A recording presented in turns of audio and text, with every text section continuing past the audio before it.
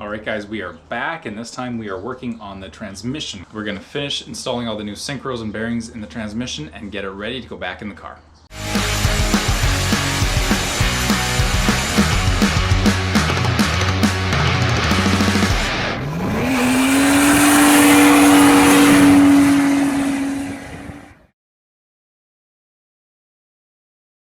So in the last episode, I had an issue right at the end where I broke the first gear bushing, and so I had to order something from the UAE, and I thought it was going to take about a month to get in because that's what the estimate was on eBay.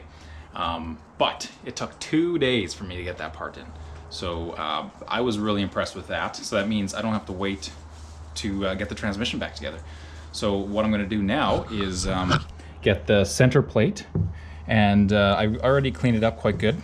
I'm going to put it in the barbecue for a bit and heat it up, and I have my bearings in the freezer so they shrink a bit, and this will kind of expand a bit, and then I'll be able to hammer my new bearings in.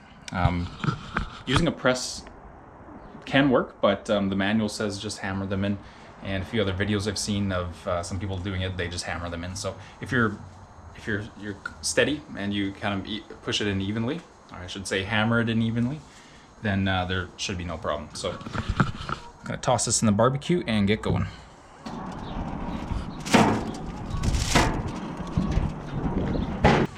First one we're gonna do is this guy.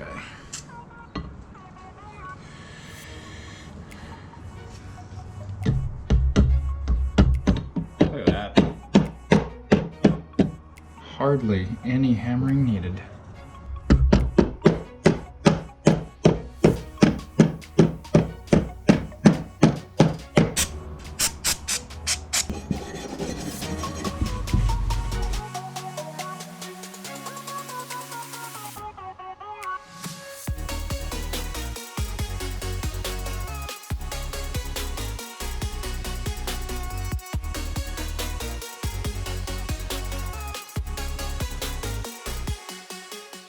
All right, now that we've got everything cleaned up, we're gonna go ahead and start replacing some bearings. So the first one is the, I believe this is the main input shaft bearing.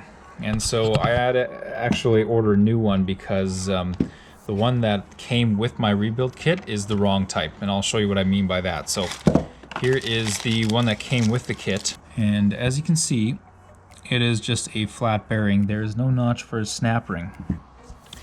And this one, as you can see, has that notch for a snap ring, and that's required for the when the front case, I think, is installed, or the bell housing.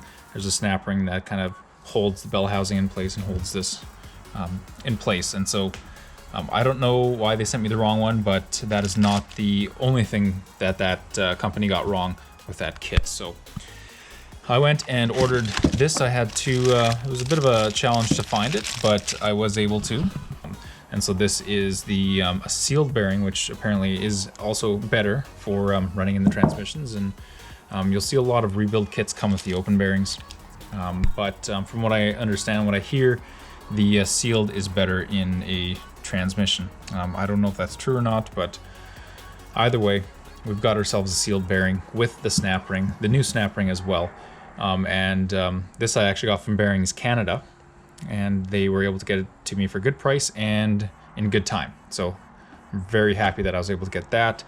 So the next step will be to press that one off. So I'll get this in my press it off, and then we'll get the new one installed.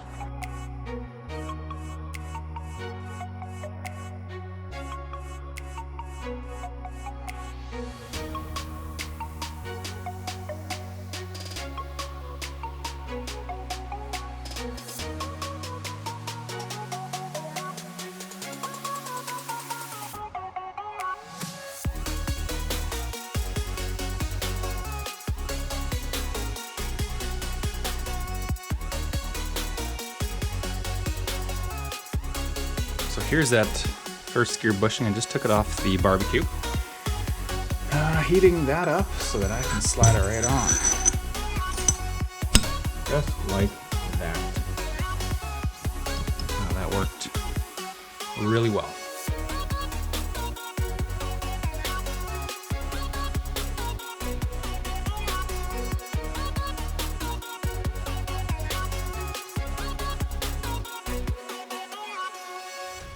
So I've got the main shaft installed into the adapter plate, and now I'm going to hammer in the counter shaft, and the way I'm doing is kind of sketchy. I'm using a bunch of old bearings and a socket to kind of space the shaft, and then I'm going to hammer it in, and you'll see. I'll bring it over. So kind of we're dealing with this here. I got 1, 2, 3, 4 bearings that fit nicely into this bearing, so that we're pressing on the center portion of the bearing. And then I've got a socket to space it. And the next step is where it becomes a little more sketchy. Now, once everything is lined up, I'm good to go here. I need to make sure that the gears are all splining correctly. And now, I hammer it. And as I hammer, I'm just making sure that we're still splining. All the gears are meshing, I should say.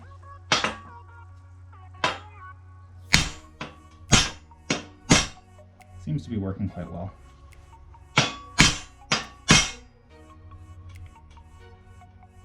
So that actually worked out pretty well.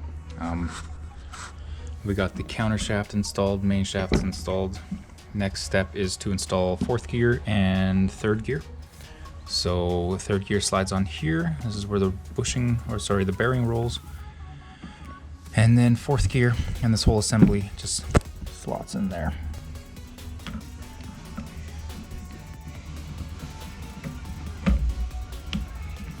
So 3rd gear is installed. Next is my 3rd gear synchro, which is this fancy 3-piece synchro, which I had to order from Japan because I couldn't find it anywhere else. In the rebuild kit that I purchased came with a single piece 3rd gear synchro. And I guess so that was for 240SX, and I guess the SR20 transmission is a bit different than the KA transmission. So we got that piece there. We're gonna go ahead and lube it up. A little bit of transmission fluid, like we do everything.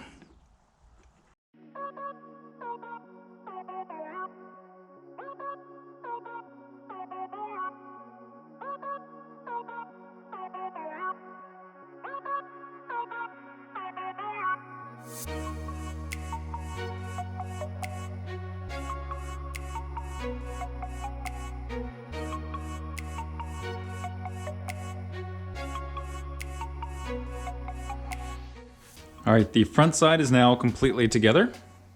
We have all the gears, the counter shaft. So now we move over to the back side. And so I have the reverse idler on. So the next step is to install the components on the main shaft. And so I have, I believe, the synchro hub for reverse and 5th.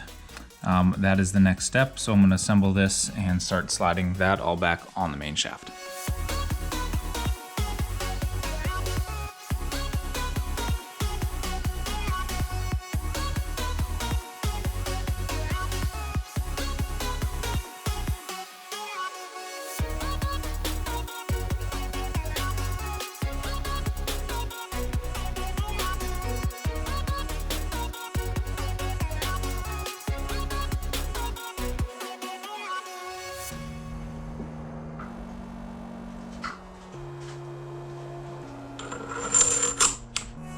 Oh, that's brilliant.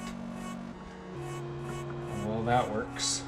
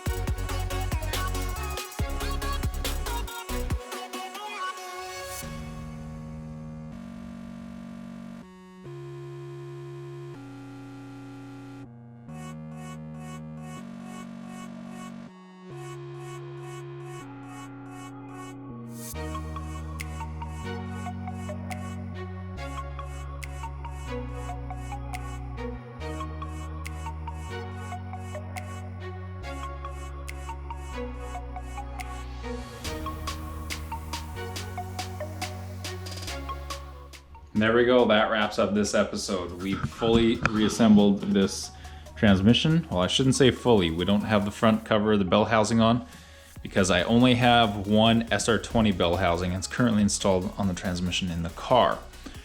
So the next time that I go out to take this transmission out and replace it with this one, then I'll swap the bell housings. But for right now, that's all we can do on this thing. So we got the entire thing assembled, new synchros, new bearings, and just give everything a really good cleaning, reassembled, and that's about it. So thanks for sticking around, and we'll see you guys in the next one.